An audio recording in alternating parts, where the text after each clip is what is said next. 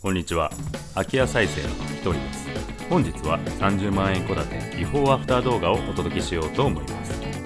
気合があれば一人でできるということで、一人でできるマンは何でも一人で DIY してしまうというコンセプトとなっております。お楽しみいただけたら幸いです。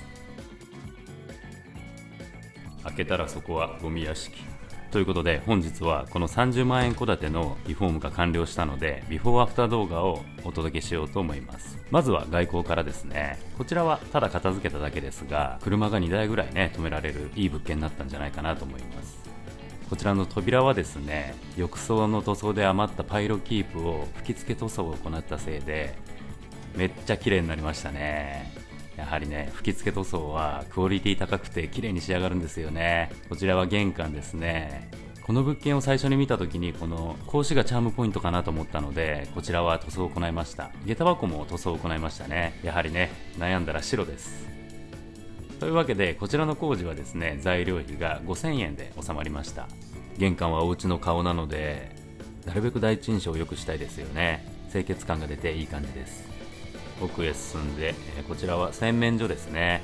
洗濯機や残置物などがありますし、床がふかふかしてるんですよね。お風呂もいまいちですね。浴槽は放浪製で少しだけ錆が来ていましたね。洗面所は物を片付けて床を直して新品の洗面化粧台を置きました。表層リフォームは天井と木部の塗装、壁紙張り、クッションフロア張りを行いました。材料費の合計は4万4000円ですね。浴室は浴槽塗装にチャレンジしてみましたね。内装はパネル工法を行いました。露出配管がうまく収まったのがナイスですね。かかった材料は3万9000円でした。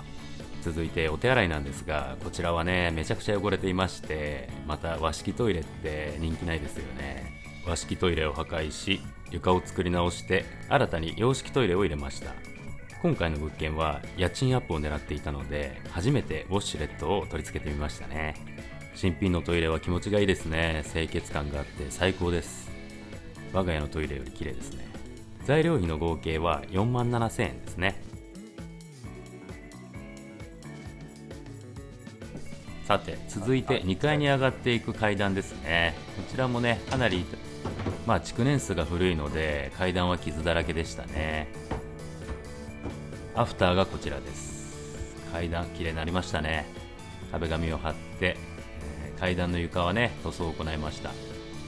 壁紙編では横の段々の壁紙に苦戦してましたね。こうして仕上がりを見てみると結構綺麗に仕上がっているので、発狂しながら頑張った甲斐がありましたね。こちらはですね、転倒防止のためにトノコを使った滑り止め塗装にチャレンジしてみました。結構いい感じで滑り止めの効果を発揮していますね。またマットな質感になるのでおしゃれですね。暗い雰囲気だった階段もすごく明るくなりましたね。材料費はなんと5000円です。壁紙を安く仕入れたおかげですね。続いて2階のお部屋を見ていきましょう。まずは6畳の和室ですね。こちらの部屋はね、物が多くて結構ね、面白い感じのものもたくさんあるんですが、片付けが大変でしたね。ブラウン管テレビもね、たくさんあったんですよね。アフターがこちらです。とってもね、明るくなりましたよね。こちらの部屋も塗装を行って壁紙を張り替えただけですね。この物件の入居者は事務所兼倉庫で使うということで、この部屋は在庫置き場にすると言ってみました。まあね、畳のままだと少しかわいそうかなと思ったので絨毯を引いておきました。材料費の合計は1万1000円ですね。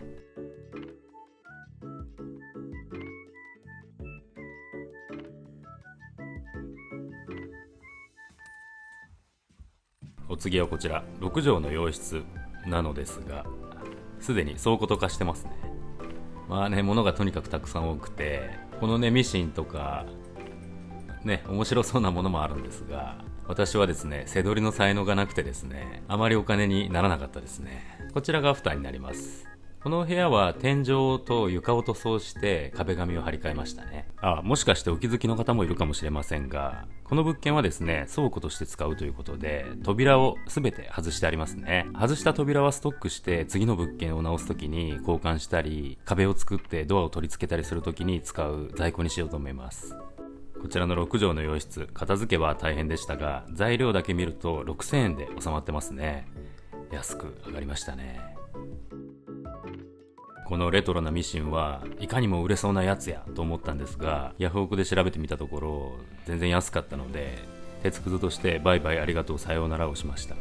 2階の最後の部屋はこちらですね。6畳の和室が2間続いている部屋です。こちらのお部屋はですね、手前の部屋に入らないと奥の6畳和室にアクセスできないので不便かなと思って全てつなげてしまって12畳の洋室に間取り変更しました。畳を剥がしてみたところ下地がしっかりしていたので、その上にコンパネを12枚増し張りしただけですね。そして他の部屋と同様壁紙を貼り床を塗装しました。戸建ては時間やお金をかければいくらでも綺麗にできますが、立地を変えられないのと同様に日当たりも改善できないのは意外と盲点ですよね。この物件が気に入った理由の一つですね。この部屋が一番日当たりのいいお部屋ですね。というわけで2階にもかなりたくさんのゴミがあったので、全て運び出すまで5日ほどかかってしまいましたね。さあ、というわけで次は1階に降りてキッチンですね。こちらは残地物もりもりで撤去に一番時間がかかりましたね。幸い家財道具などは市が処分してくださるということで、処分費用はかなり節約できました。というわけでこちらがアフターですね。キッチンはね、今回は取り付けずに施工を行いました。換気扇は残してありますね。こちらはですね、掃除ですね。交換はしませんでした。かなり綺麗になりましたね。ハイターに3日間漬け込むという技を使ってみましたね。新しい給湯器リモコンも取り付いて綺麗なキッチンになりましたね。このキッチンはリビングと段差があったので、フラットにするために床工事を行って床を塗装しました。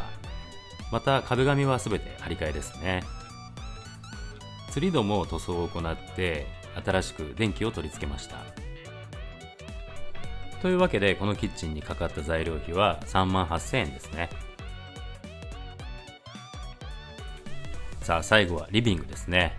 私はですね、リフォームをする際はリビングとキッチンを最も重視して施工するのですが、こちらの物件はですね、お部屋の配置が良くて全てつなげれば18畳の LDK を作れたんですね。このように上を解体して広いお部屋を作りました。アフターはこんな感じですね。いや広いですね。18畳ってかなり大きいですよね。またキッチンがないせいかより大きく見えますよね。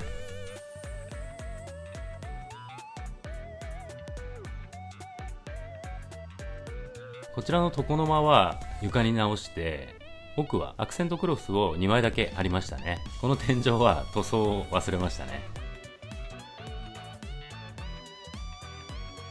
こちらはですね、仏間でして仏壇が置いてあったんですが、まあね、収納スペースとして使えるように内装も綺麗にしておきました。ポールを立ててもよかったんですが、入居者が自由に使える方がいいかなと思ってこのままにしてあります。先ほどの日当たりが良かった12畳の洋室の下がこの部屋なんですが、こちらはですね、南と東側に面していて、このお部屋も日当たりがすごくいいんですね。よりお部屋が明るくなるように天井は白で塗装して、この部屋はですね、もともと和室だったので畳を撤去して新しく根太を張り合板を張るという洋室化工事が必要になるんですね。そのせいで材料費は少し高くなっていますね。この12畳分のスペースの材料費の合計は52,000円でしたね。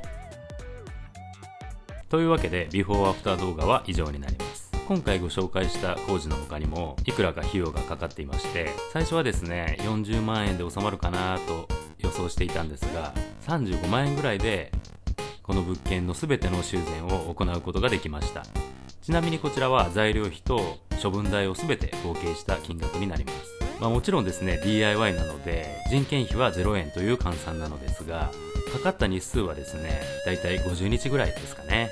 私の人件費を仮に3万円とする場合、人件費が150万円、かかった材料が35万円ということで200万円に収まるように工事をすることができました。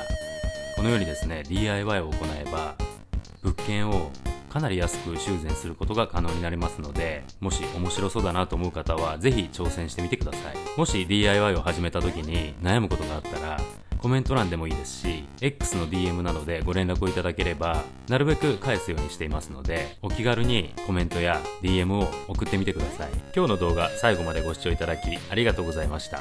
よかったらチャンネル登録、高評価をよろしくお願いします。それではまた次回の動画でお会いしましょう。さようなら。